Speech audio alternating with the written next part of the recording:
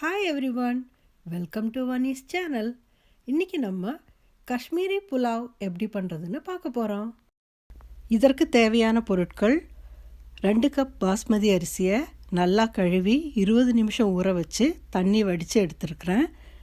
1 table spoon உப்பு, ஒரு பெரிய வெங்காயம் நீல வாக்கில் மெலிசாக அரிஞ்சு வச்சுருக்கிறேன், 10 to 15 cashew nuts, 2 table spoon நெய், உலர்ந்த திராட்சை கொஞ்சம், 7 to 8 பாதாம், பிஸ்தா கூட யூஸ் பண்ணிக்கலாம். இதோட 1 கப் பால், ஒரு ஆப்பிள், கருப்பு திராட்சை கொஞ்சம், அன்னாசி பழம் கொஞ்சம், மாதுளம்பழம் கொஞ்சம், குங்குமப்பூ 1 டீஸ்பூன், பட்டை 2, கிராம்பு 4, கொஞ்சம் சோம்பு, 2 பிரியாணி இலை.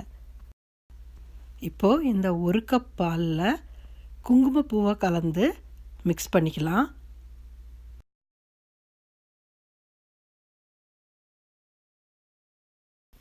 நல்லா கலர் வர வரைக்கும் மிக்ஸ் பண்ணிக்கலாம். புலாவ் பண்ணுறதுக்கு குக்கர் அடுப்பில் வச்சு சூடான உடனே அதில் 1 டேபிள் ஸ்பூன் நெய்யை சேர்த்துக்கலாம்.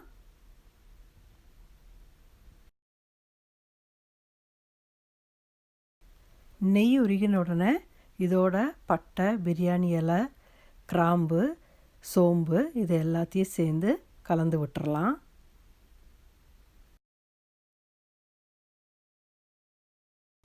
இப்போது ஊற வச்சுருக்கிற அரிசியை இதோட சேர்த்து இதை நல்லா கலந்து விட்டுறலாம்.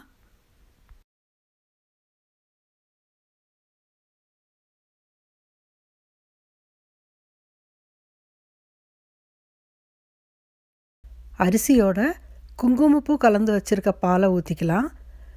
3 கப் தண்ணி ஊற்றிக்கலாம். 2 கப் அரிசிக்கு 4 கப் தண்ணி ஊற்றணும். நம்ம இங்கே 1 கப் பால் எடுத்துருக்கிறதுனால 3 கப் தண்ணி மட்டும் சேர்த்துருக்குறேன். இதை இப்போ கலந்துட்டு உப்பு சேர்த்துக்கலாம். உப்பு சேர்த்து இதை நல்லா மிக்ஸ் பண்ணி விட்டுறலாம்.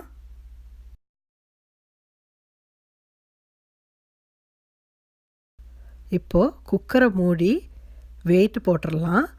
2 விசில் வர வரைக்கும் இதை இப்படியே விட்டுறணும்.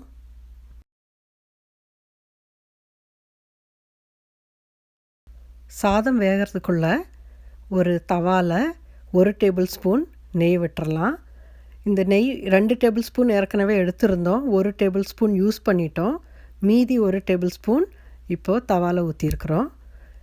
இந்த நெய் உருகின உடனே இதோட கேஷ்யூ நட்ஸை ஆட் பண்ணிடலாம்.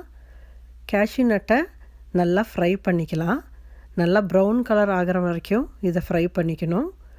ஃப்ரை ஆன உடனே கேஷ்யூ நட்ஸை எடுத்துட்டு அதே நெய்யில் பாதாமை போட்டு அதையும் வறுத்தெடுத்துக்கலாம்.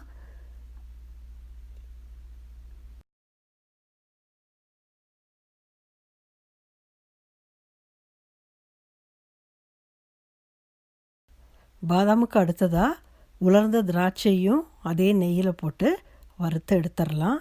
திராட்சை பார்த்தா நல்லா பெருசு பெருசாக ஆகும் நெய்யில் போட்ட உடனே. அப்புறம் இதையும் எடுத்துடலாம். இதோட கடைசியில் அரிஞ்சு வச்சுருக்கிற வெங்காயத்தை சேர்த்து இதை நல்லா வணக்கணும். நல்லா ப்ரௌன் கலர் ஆகிற வரைக்கும் நல்லா வணக்கி எடுக்கணும். இப்போ பாருங்கள், நல்லா ப்ரௌன் கலர் ஆயிடுச்சு. இதையும் இப்போது எடுத்துடலாம். இப்போ சாதம் ஆயிடுச்சு. குக்கரை திறந்துடலாம்.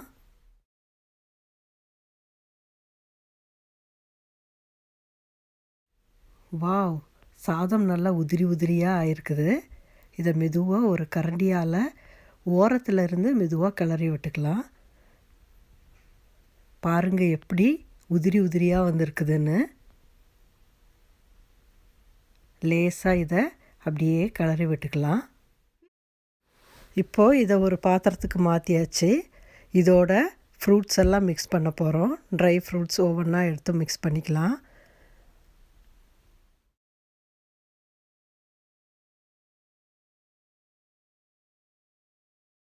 இப்போ ட்ரை ஃப்ரூட்ஸ் எல்லாம் ஆட் பண்ணோன்னே பைனாப்பிள் ஆட் பண்ணிக்கலாம்.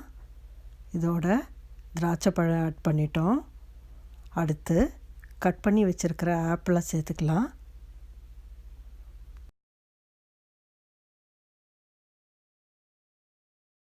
இதோட மாதுளப்பழத்தை ஆட் பண்ணிக்கலாம்.